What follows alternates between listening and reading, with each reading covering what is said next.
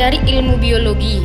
1. Dapat memahami sifat-sifat dari suatu organisme. Yang kedua, dapat mencegah terjadinya penyakit atau kelainan pada suatu organisme tertentu. Yang ketiga, dapat berperan aktif untuk memecahkan masalah yang dapat mengganggu kesehatan. Soal nomor 2. Pengertian sel, perbedaan sel tumbuhan dan sel hewan, dan sebutkan organel-organel hewan dan tumbuhan.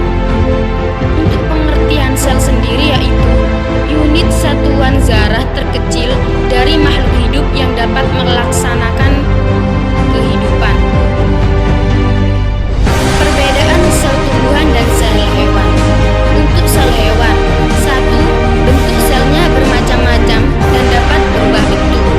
Yang kedua, ukuran selnya kecil. Yang ketiga, dinding selnya tidak ada. Yang keempat, lisosomnya sering terdapat beberapa hewan. Untuk sel tumbuhan, yang pertama, bentuk selnya kaku dan jarang berubah bentuk. Yang kedua, ukuran selnya kecil. Yang ketiga, dinding selnya ada. Yang keempat, lisosomnya jarang ditemukan. Untuk organel-organel sel hewan dan tumbuhan.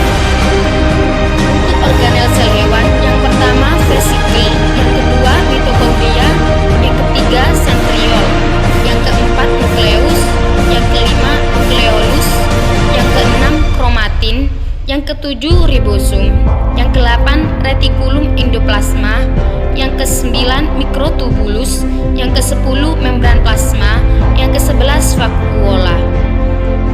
Untuk organel sel tumbuhan, yang pertama inti sel atau nukleus, yang kedua kloroplas atau plastida, yang ketiga ribosom, yang keempat mitokondria, yang kelima badan Golgi.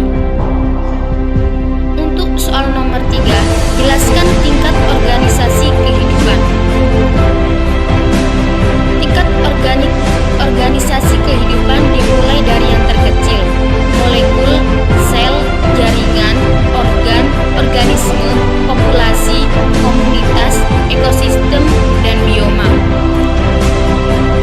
Untuk pengertian molekul, molekul merupakan partikel-partikel penyusun organisme yang dibangun oleh atom-atom. Sel, sel adalah unit struktural dan fungsional terkecil dari makhluk hidup. Jaringan, jaringan adalah kumpulan sel yang memiliki bentuk dan fungsi yang sama. Yang keempat, organ. Organ adalah suatu bagian tubuh yang tersusun dari kumpulan jaringan untuk melaksanakan fungsi tertentu. Yang kelima, organisme. Organisme merupakan makhluk hidup terdiri dari banyak komponen yang saling terkait dan bekerja sama untuk mencapai tujuan bersama. Yang keenam, populasi. Populasi merupakan kumpulan individu dari satu spesies yang berinteraksi dan hidup di wilayah tertentu. Yang ketujuh, komunitas. Komunitas merupakan kumpulan populasi dari berbagai spesies yang saling berinteraksi dan hidup di area tertentu dalam kurun waktu yang sama. Yang kedelapan, ekosistem. Ekosistem adalah seluruh komunitas beserta lingkungan fisik atau abiotik yang saling berinteraksi. Yang kesembilan, bioma. Bioma adalah satuan daerah daratan yang luas di bumi bercirikan sejenis tumbuhan dominan di daerah tersebut. Soal nomor 4. Perbedaan pertumbuhan dan perkembangan dalam hewan dan tumbuhan.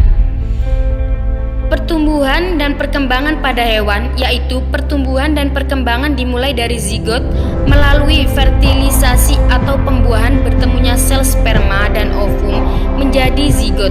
Zigot akan bertambah dan berkembang hingga berbentuk enzim embrio. Akan diferensiasi terbentuk jaringan dan organ-organ akan menyatu menjadi janin. Janin akan dilahirkan menjadi bayi remaja hingga dewasa. Perkembangan dan pertumbuhan tumbuhan adalah misalnya perkembangbiakan pada tumbuhan biji. Perkembangbiakan pada tumbuhan biji dimulai dari peristiwa penyerbukan. Penyerbukan adalah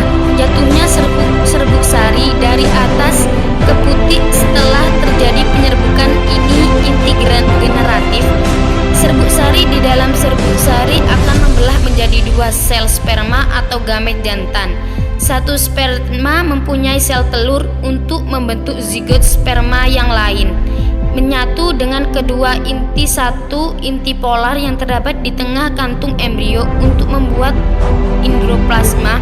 Penyatuan dua sperma dengan sel-sel yang berbeda dalam kantung embrio pembuahan ganda.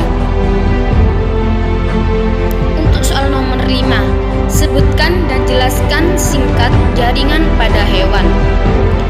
Yang pertama, jaringan epitelium.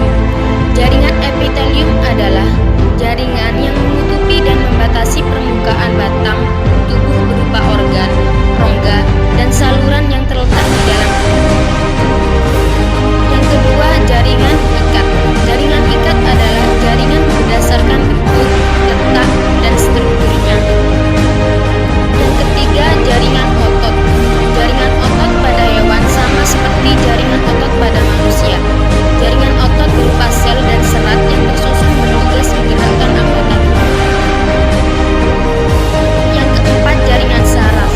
Jaringan saraf adalah jaringan yang membentuk sistem saraf. Hewan juga memiliki saraf untuk keinginannya bergerak seperti manusia. Soal nomor 6. Sebutkan dan jelaskan singkat jaringan pada tumbuhan. Yang pertama, jaringan meristem. Jaringan meristem ini merupakan jaringan yang sel-selnya aktif membelah diri. Yang kedua, jaringan penyokong. Jaringan penyokong berfungsi sebagai penguat atau penyokong tumbuhan. Dindingnya tebal dan akan berhenti melalui pembelahan ketika sudah mencapai usia dewasa. Yang ketiga, jaringan dasar. Jaringan dasar disebut juga jaringan parenkim.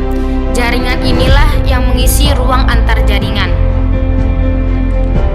Yang keempat, jaringan pengangkut.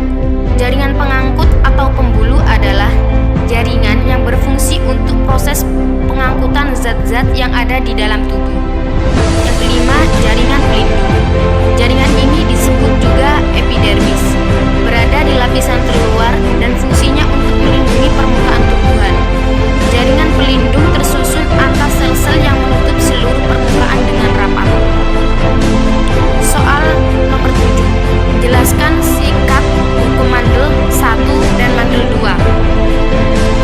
Untuk hukum Mandel 1 berbunyi bahwa alel yang biasanya muncul berpasangan akan berpisah pada saat pembentukan gamet, di mana satu alel akan memasuki setiap gamet. Setelah itu, alel secara acak akan bersatu dengan gamet dari jenis kelamin lainnya. Untuk hukum Mandel 2. Hukum Mandel 2 berbunyi, ketika ada dua set karakter dalam hibrida, pemisahan satu pasangan karakter tidak bergantung pada pasangan lainnya. Untuk soal nomor 8, sebutkan dan jelaskan macam-macam mikroorganisme. Yang pertama, bakteri. Bakteri adalah kelompok organisme yang tidak memiliki membran inti sel. Yang kedua, virus. Virus adalah parasit mikroskopik yang menginfeksi sel-sel dalam organisme biologis. Yang ketiga, parasit. Parasit adalah hewan mikroskopis yang dapat mengurangi produktivitas hewan inang. Yang keempat, jamur. Jamur di sini dimaksudkan adalah jamur dengan kategori jamur. Jamur ini biasanya tidak menyebabkan penyakit tetapi menyebabkan kerusakan makanan. Yang kelima, ragi. Ragi atau fermen adalah zat yang menyebabkan fermentasi. Ragi biasanya mengandung mikroorganisme yang mefermentasi dan media kultur mikroorganisme. Semoga bermanfaat. Terima kasih sudah menonton. Stay safe and stay